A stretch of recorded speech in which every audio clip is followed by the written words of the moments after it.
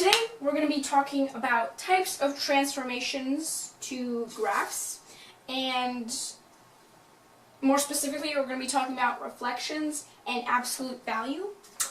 So we're going to start off with reflections. There are two types of reflections, horizontal and vertical. Now horizontal, you can see it's called horizontal because you can see it moves horizontally across the y-axis.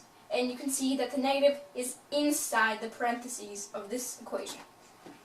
Vertical, you can see that it moves vertically across the x-axis, and you can see that the negative is outside of the equation or the parentheses.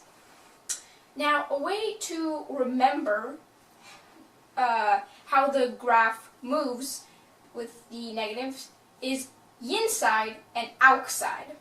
Yin side sounds a bit like inside, and the negative is inside the parentheses. So, yin side means that it moves across the y-axis. For vertical reflections, you can see that the negative is outside, which sounds like outside, but there's an x in it. So, your graph moves vertically across the x-axis, outside. Another transformation that we are going to talk about is absolute value. Now, again, there are two different types of absolute value transformations. One where the absolute value bars are outside of the equation, and one where the absolute value bars are inside the equation.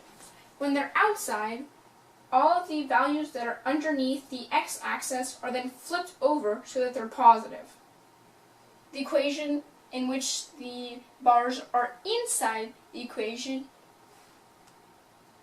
it deletes this part of the graph completely and just mimics it from where this graph hits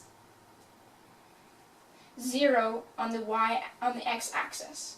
So it just mimics it so it looks the same.